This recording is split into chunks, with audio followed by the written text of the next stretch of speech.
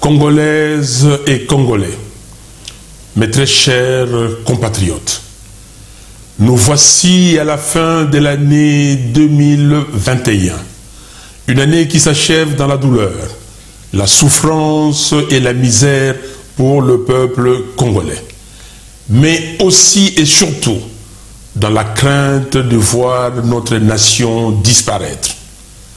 Le 25 décembre dernier, jour de la Nativité, la ville de Beni a connu une explosion qui a tué plusieurs de nos compatriotes.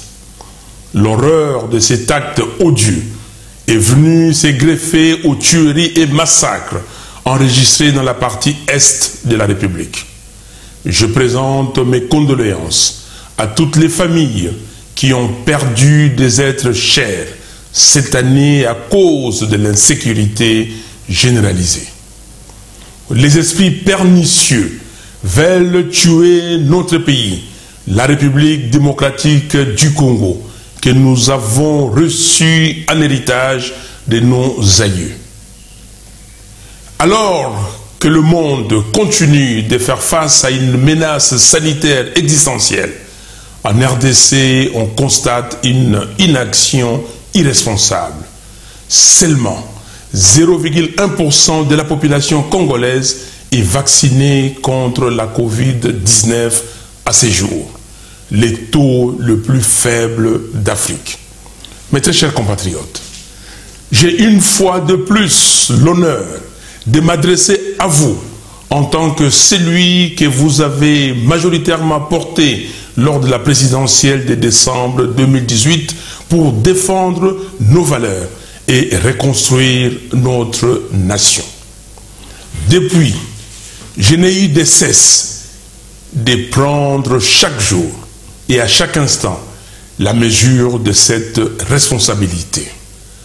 En cette fin d'année 2021, pleine de souffrances et d'épreuves, alimentée d'une part par l'inacceptable guerre qu'on nous a imposée dans la partie est de notre pays, et d'autre part par la misère dans laquelle croupit notre population, je ressens davantage cette lourde responsabilité.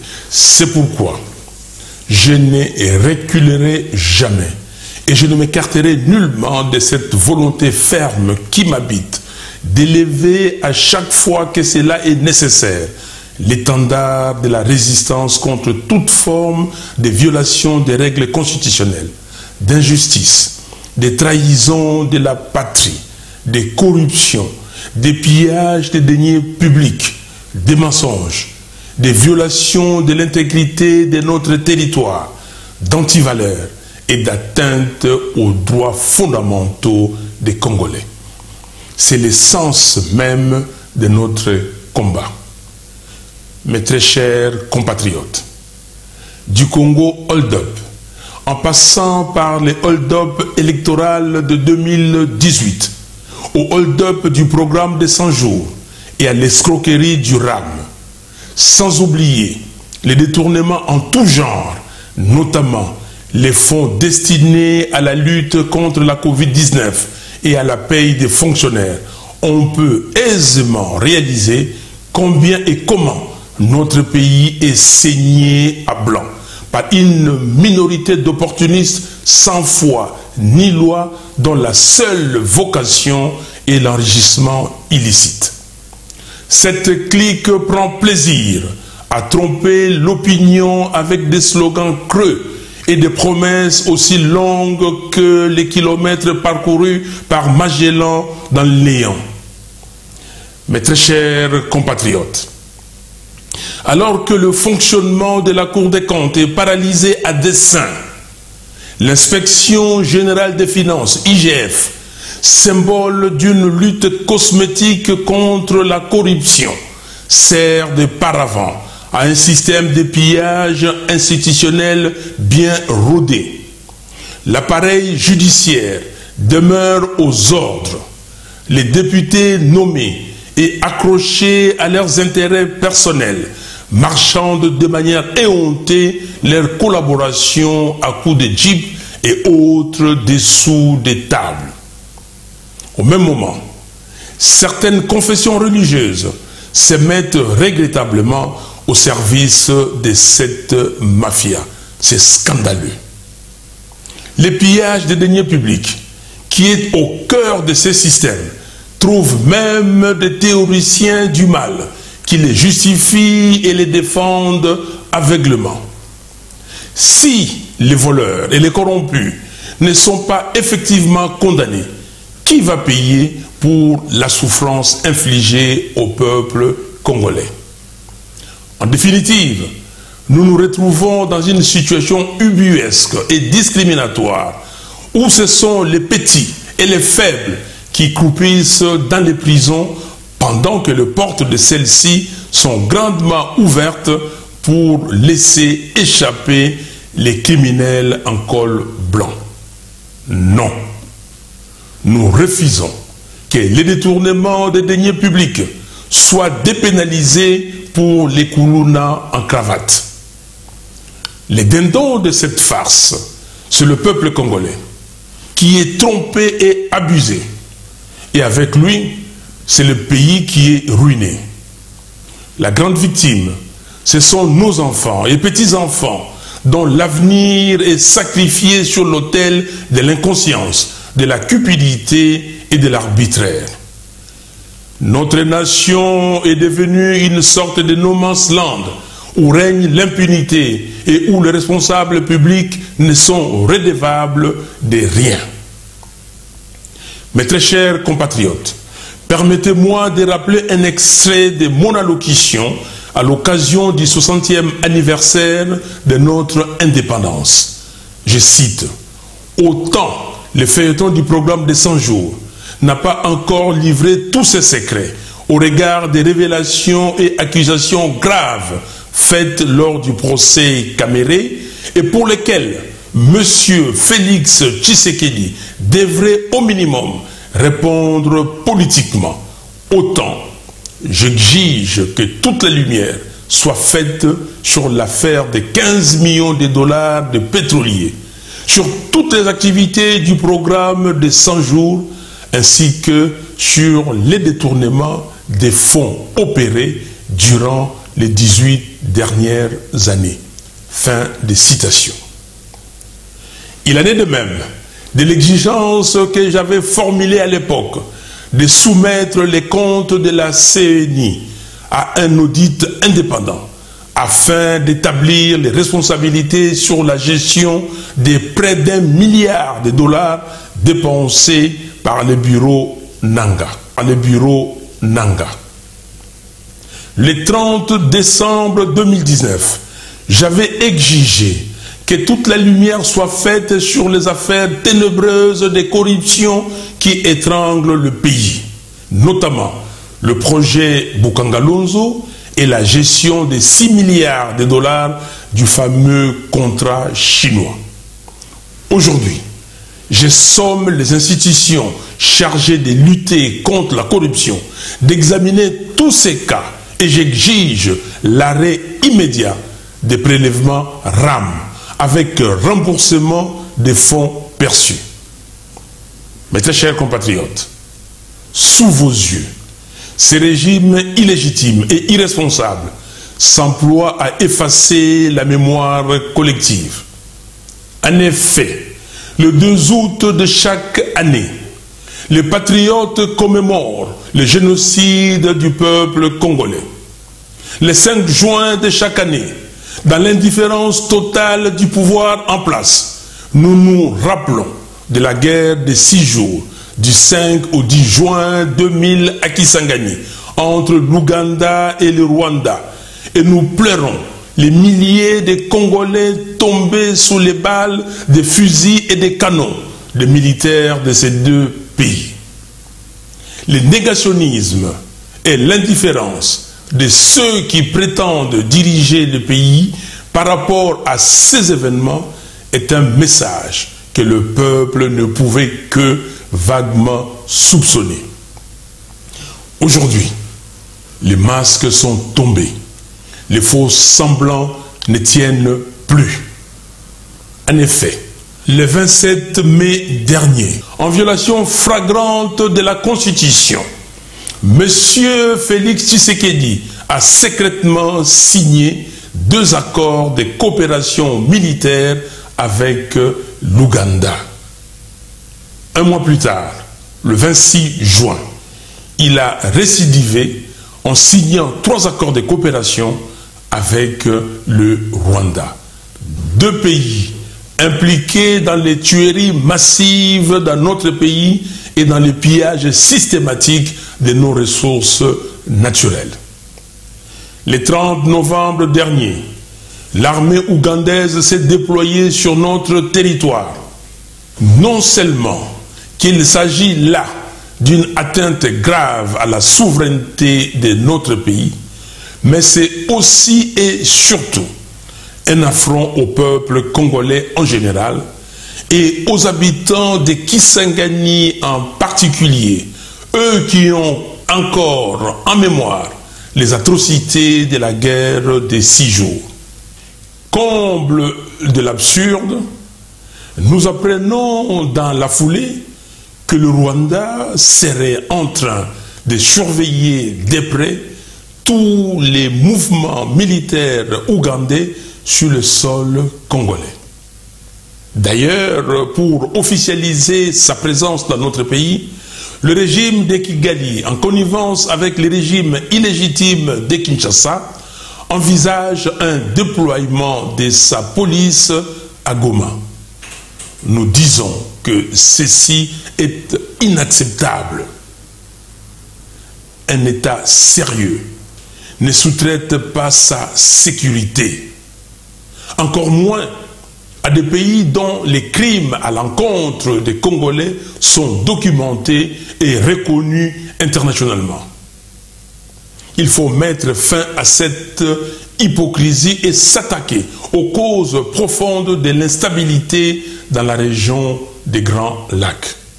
Il faut promouvoir les objectifs de réconciliation nationale, de tolérance et de démocratisation dans chaque pays de la région.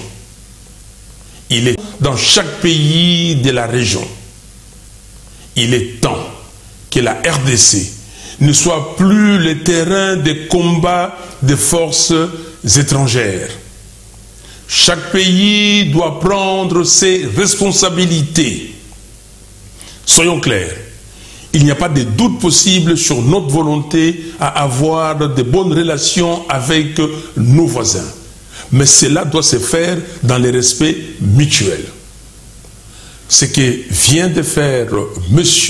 Félix Tshisekedi est non seulement un aveu d'échec de son état de siège, mais constitue également des actes d'hypothèque de notre souveraineté et de notre indépendance.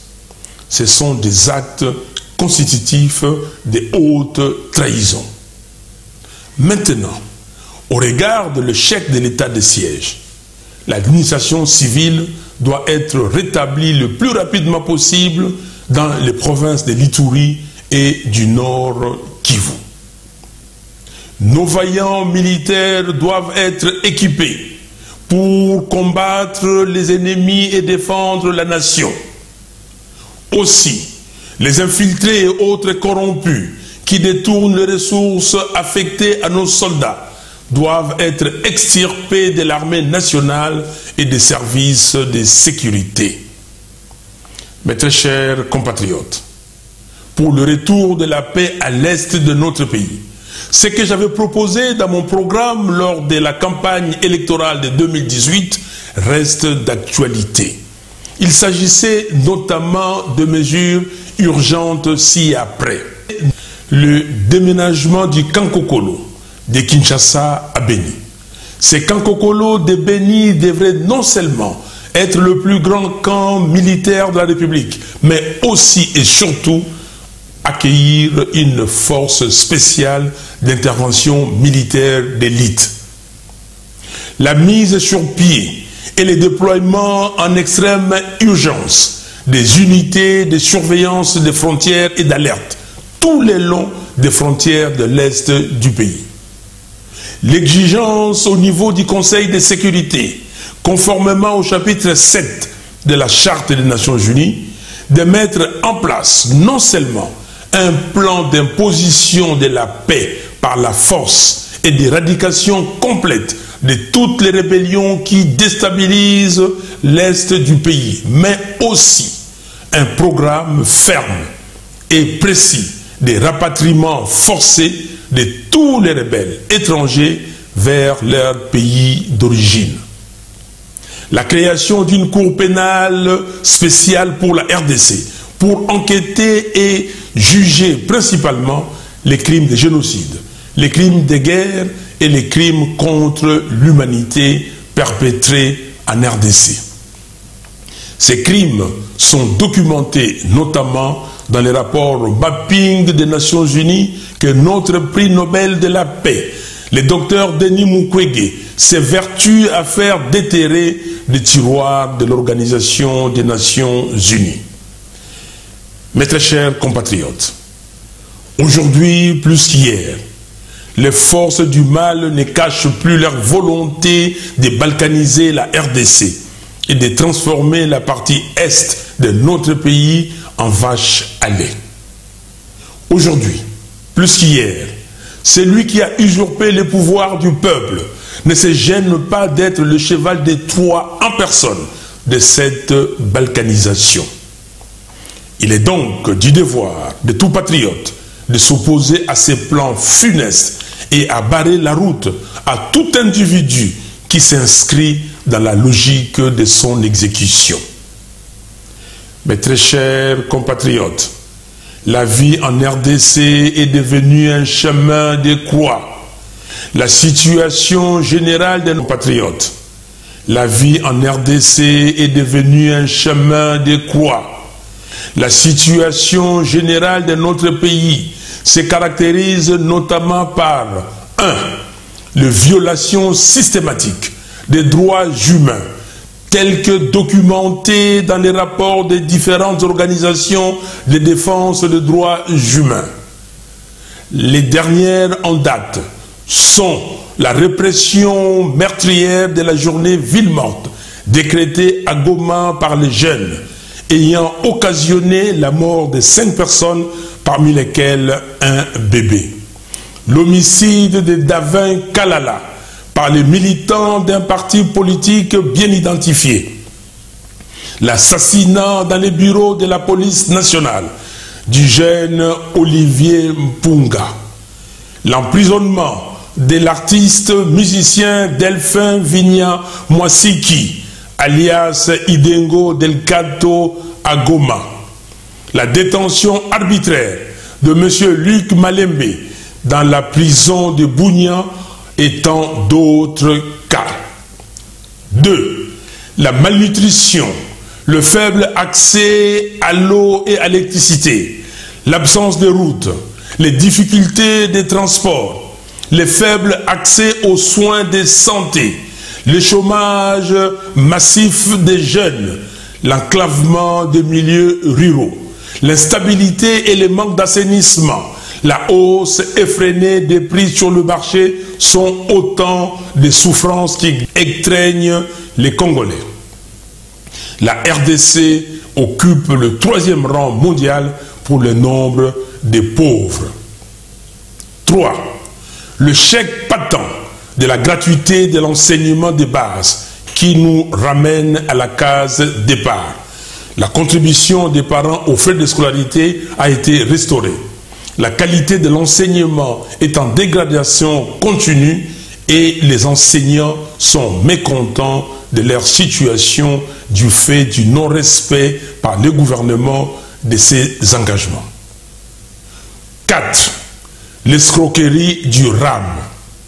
Un prélèvement illégal, invisible dans les rubriques de recettes budgétaires de l'État et dont l'emploi s'est fait dans l'opacité la plus totale, mais maintenu par défi malgré les dénonciations et protestations de la population. 5. Le détournement de la majorité à l'Assemblée nationale au Sénat et dans les assemblées provinciales, en profitant de la légèreté, de l'incohérence et du manque d'intégrité de ceux qui font la politique pour l'intérêt personnel. 6. La politisation à outrance des institutions impliquées dans le processus électoral, notamment la Cour constitutionnelle et la CENI. 7. L'instrumentalisation de la justice et les recours primaires au communautarisme, au tribalisme, au népotisme et au clientélisme. 8. L'instabilité entretenue des institutions provinciales. À ce sujet, 14 gouverneurs de province et quelques présidents des assemblées provinciales ont été destitués de manière cavalière. De plus, les provinces ne reçoivent pas les ressources nécessaires à leur fonctionnement et à leur développement. 9.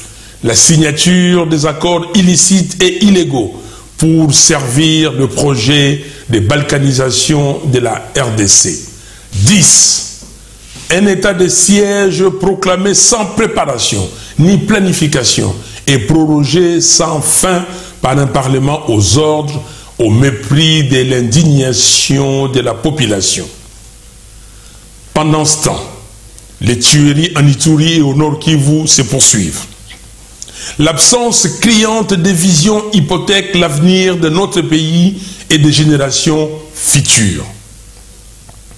Mes très chers, n'acceptons plus jamais d'être manipulés et surtout, n'acceptons plus les faits accomplis.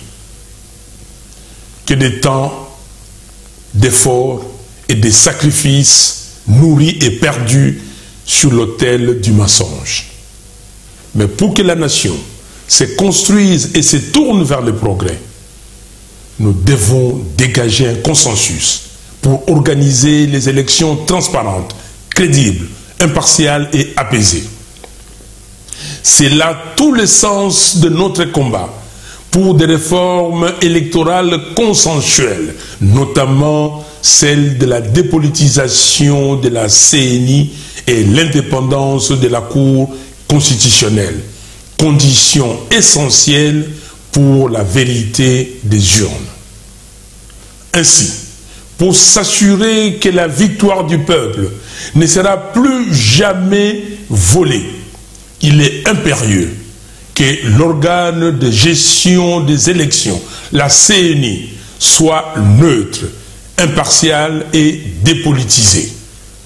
Nous ne pouvons pas tolérer qu'un membre d'un parti politique puisse se cacher derrière une confession religieuse pour de nouveau fabriquer les résultats des élections. Pour faire triompher cette voie de l'espérance, continuons la lutte. Car, comme la Bible le dit dans Galates 6:9, si nous ne relâchons pas nos efforts, nous récolterons au bon moment. Personne, en effet, quelle qu'elle soit, n'a ni le droit ni le pouvoir de saboter la lutte d'un peuple qui veut se libérer. Ce combat dans lequel nous nous sommes engagés est un combat existentiel pour la renaissance du peuple congolais. C'est pourquoi je tiens à féliciter les nombreux jeunes artistes musiciens congolais pour leur prise de conscience exprimée sous forme de chansons révolutionnaires, dénonçant avec justesse les méfaits de la gouvernance actuelle. Je salue aussi le courage de nos compatriotes détenus arbitrairement dans les prisons du pays pour avoir pris position contre le mal. Nous ne vous oublions pas. Je pense particulièrement à Luc Malembe et à Idengo Delgato, qui doivent être libérés immédiatement et sans condition. Il est inconcevable qu'on relâche des voleurs et qu'on emprisonne des vaillants combattants de la démocratie qui usent de leur liberté d'expression garantie par la Constitution. Congolaises et Congolais, très chers compatriotes, j'ai maintenant le devoir de faire écho à nos pères fondateurs qui ont conquis la souveraineté de notre pays pour que les Congolais soient libres et vivent dans la dignité dans un pays uni, fort et prospère. Cette lutte, nous la poursuivons avec vous, et ce, jusqu'à la victoire finale qui est certaine. Peuple congolais, réveille-toi. Mobilise-toi pour que l'année 2022, chers compatriotes, permettez-moi néanmoins d'exprimer mon espoir de voir une RDC à la hauteur de son potentiel. Ceci est une conviction et elle est partagée avec tous ceux qui croient en un avenir meilleur pour notre pays. L'espérance, c'est de dire à tous ceux qui voudraient qu'on renonce, qu'on se résigne, qu'on dépose les armes du combat populaire, qu'on ait peur, qu'on ne tente rien et qu'on ne prenne aucun risque. C'est de leur dire que nous n'allons rien lâcher. Nous irons jusqu'à la victoire finale, celle de la récupération du pouvoir du peuple par le peuple et pour le peuple, afin de reconstruire notre pays dans la paix et la cohésion. Le temps est venu pour réaffirmer la puissance de l'esprit, du génie et du caractère congolais, et de dire avec force que nous ne méritons pas le sort que nous subissons. Nous allons nous battre jusqu'au dernier patriote congolais pour nous réapproprier notre destin en imposant une autre réalité politique, économique et morale. L'extrait du discours de Martin Luther King de mars 1965 à Selma, en Alabama, me vient à l'esprit. Je cite, « Un homme meurt lorsqu'il refuse de défendre ce qui est juste. Un homme meurt lorsqu'il refuse de se battre pour la justice. Un homme meurt lorsqu'il refuse de prendre position pour ce qui est vrai. » Fin de citation. Nous allons donc nous battre pour imprimer une volonté patriotique, celle d'une société congolaise gouvernée avec vérité, justice, probité, compétence et dévouement. À la communauté internationale et aux partenaires multilatéraux de la RDC, je tiens à réitérer la volonté du peuple congolais à travailler de concert avec ceux qui partagent notre engagement de sortir notre pays de son marasme actuel. Alors que nous observons des déclarations inexactes sur des pseudo-avancées, il est primordial que les vrais amis de la RDC se montrent honnêtes sur la réalité de la vie des Congolais, au risque d'être de plus en plus perçus comme totalement déconnectés des réalités de ces pays. On ne peut pas soutenir une stabilité hypothétique aux dépens des aspirations profondes d'un peuple. Mes très chers compatriotes, conjuguons nos efforts pour sortir le pays de ce cycle infernal. Soyons unis et solidaires. Ne permettons plus jamais à quiconque de nous prendre en otage. Pour avoir pris position contre le mal, nous ne vous oublions pas. Je pense particulièrement à Luc Malembe et à Idengo Delgado, qui doivent être libérés immédiatement et sans condition.